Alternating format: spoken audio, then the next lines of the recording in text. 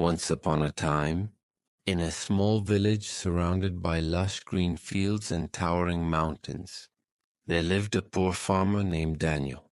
He was a kind-hearted and honest man who believed that no matter how difficult life became, one should always strive to do good.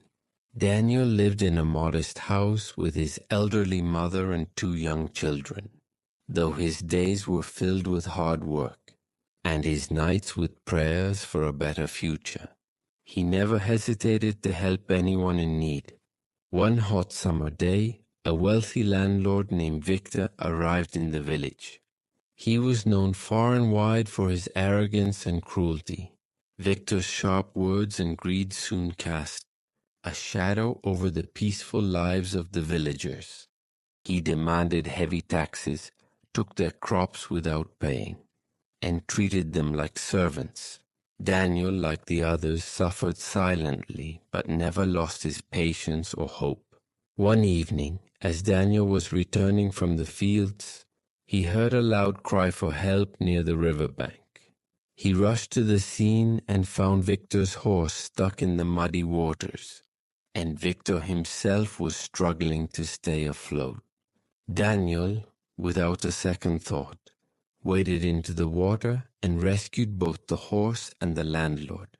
Victor, soaked and shivering, looked at Daniel and muttered a thank you before riding away.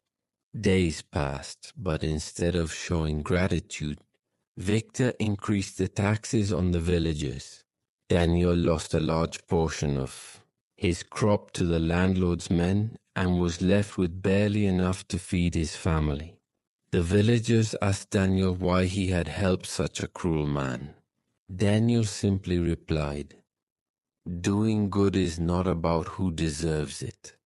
It's about who needs it."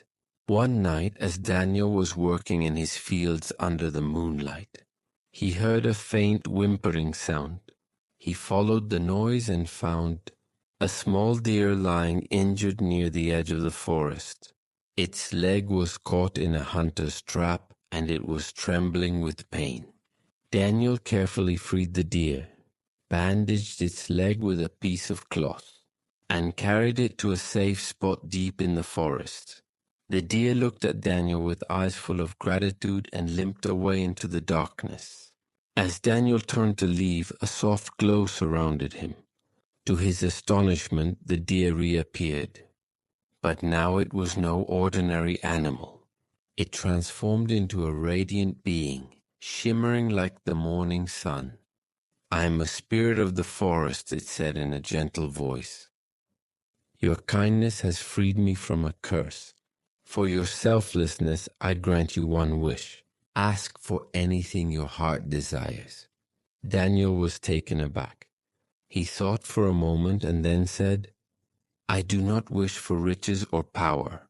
I only want my village to prosper and for everyone to live in peace." The spirit smiled and replied, "Your wish is noble, Daniel. It shall be granted." The next morning, the villagers woke up to find their barren lands blooming with crops, their dried wells filled with water, and their homes glowing with newfound energy. Daniel's fields, too, were overflowing with golden wheat. Victor, seeing the sudden prosperity of the village, was struck with guilt.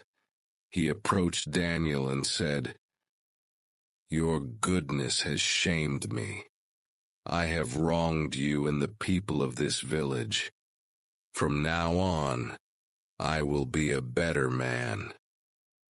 Victor kept his word, reducing the taxes and treating the villagers fairly. Daniel, however, continued to live humbly, sharing his blessings with everyone around him. The village flourished under his leadership, and Daniel's name became a symbol of kindness and selflessness for generations to come. And so Daniel proved that true wealth lies not in riches, but in a heart full of goodness. The rewards of his deeds came not just in material blessings, but in the transformation of hearts and lives.